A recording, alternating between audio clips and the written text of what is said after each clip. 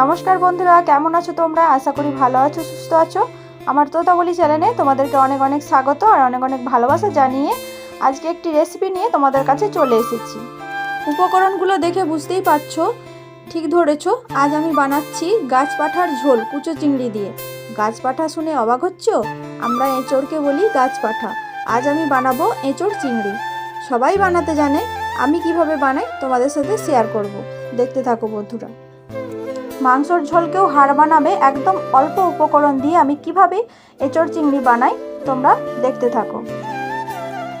তো প্রথমে আমি একটি পাত্রে জল নিয়ে নিয়েছি, তার মধ্যে লবণ আর হলুদ দিয়ে এঁচোড় আর আলুগুলো সেদ্ধ করে নেব।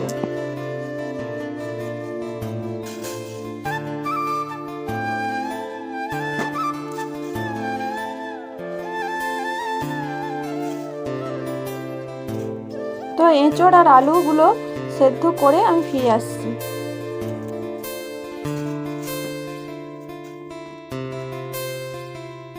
তো দেখতেই পাচ্ছ বন্ধুরা, আলু আর এঁচোড়টা ভালো করে সিদ্ধ করে নিয়েছি।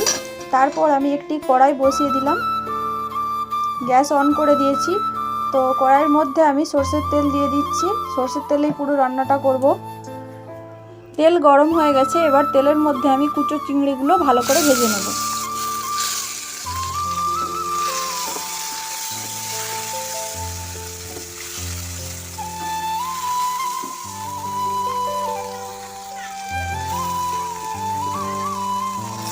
চিংড়িগুলো ভাজা হয়ে গেছে, এবার তুলে নেব। তারপর ওই তেলের মধ্যে এঁচোড় আর আলুটা ভালো করে ভেজে নেব।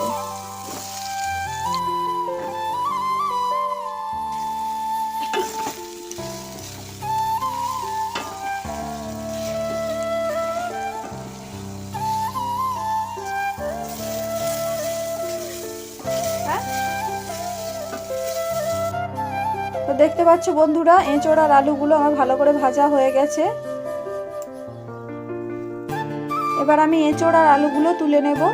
তারপর ওই কড়াইয়ের মধ্যেই আবারও তেল দিয়ে দিয়েছি, সামান্য পরিমাণ চিনি দিয়ে দিচ্ছি একটু। চিনিটা আমার গলে গেছে। তো এবার ফোড়নে দেব 5 ফোড়ন, গোটা গরম মশলা আর তেজপাতা।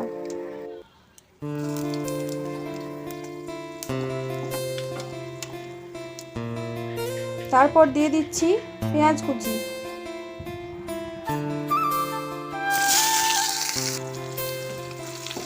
পেঁয়াজটা ভালো করে আমি ভেজে নেব।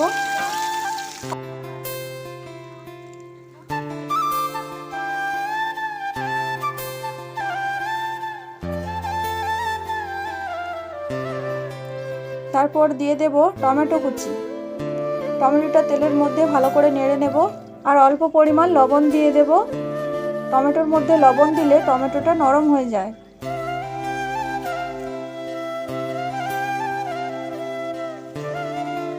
তো দেখতেই পাচ্ছ বন্ধুরা, টমেটোগুলো একদম নরম হয়ে গেছে।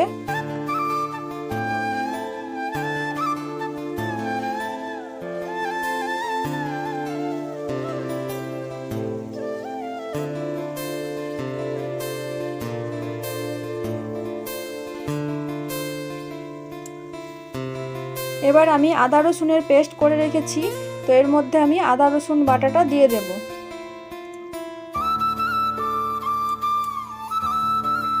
তো আদা রসুন বাটাটাও ভালো করে আমি ভেজে নেব তেলের মধ্যে।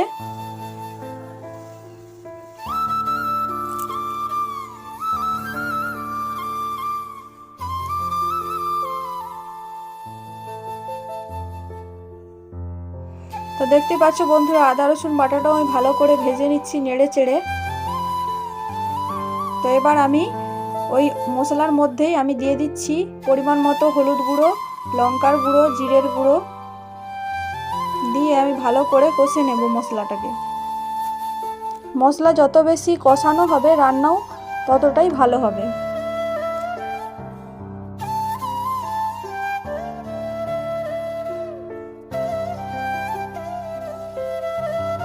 দেখতে পাচ্ছ বন্ধুরা, আমি নেড়ে চেড়ে মশলাটা ভালো করে কষে নিয়েছি আর মশলা থেকেও তেল ছেড়ে গেছে।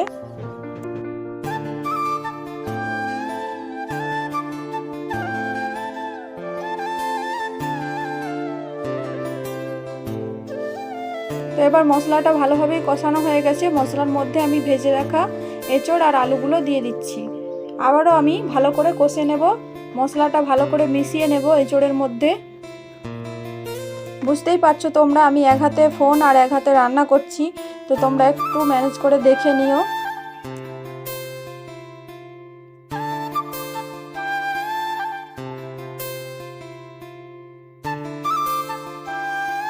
তো এঁচোড় আর আলুর মধ্যে মশলাটা ভালো করে আমি মিশিয়ে নিয়েছি, ভালোভাবে কষানো হয়ে গেছে। তো এবার আমি জল দিয়ে দেব।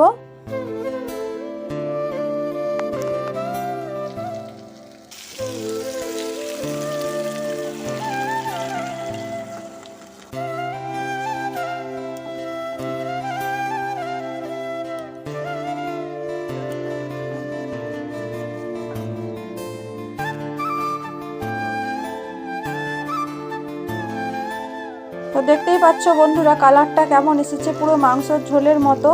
তো ঝোলটা ফুটে উঠেছে। আগে থেকেই তো এঁচোড় আর আলুটা সেদ্ধ করাই ছিল।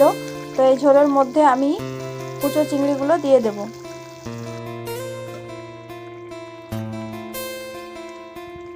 তো কুচো চিংড়িগুলো দেওয়ার পরে আমি নেড়ে চেড়ে একটু ফুটিয়ে নেব, তাহলে সবজির মধ্যে চিংড়ির স্বাদটা চলে আসবে।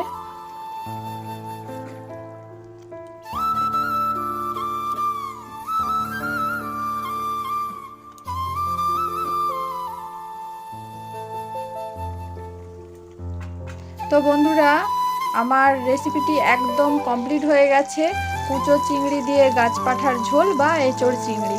তো এবার আমি নামিয়ে নেব। তো আমি নামিয়ে নিয়েছি। দেখো বন্ধুরা, কালারটা কি দারুণ এসেছে। তো তোমরাও এইভাবে বানিয়ে দেখো, অবশ্যই ভালো লাগবে। আর রেসিপিটি যদি তোমাদের ভালো লেগে থাকে অবশ্যই লাইক শেয়ার কমেন্ট করে দিও। আর যারা এতক্ষণ ধরে আমার সাথে রইলে তাদেরকে অসংখ্য ধন্যবাদ। নতুন বন্ধুরা প্লিজ সাবস্ক্রাইব করে থাকো। আর হ্যাঁ, যারা নতুন বন্ধু হচ্ছে আমার কমিউনিটিতে একটা করে লেটার দিও, তাহলে ব্যাগ দিতে সুবিধা হবে। ভালো থেকো, সুস্থ থেকো, টাটা, আবার দেখা হবে।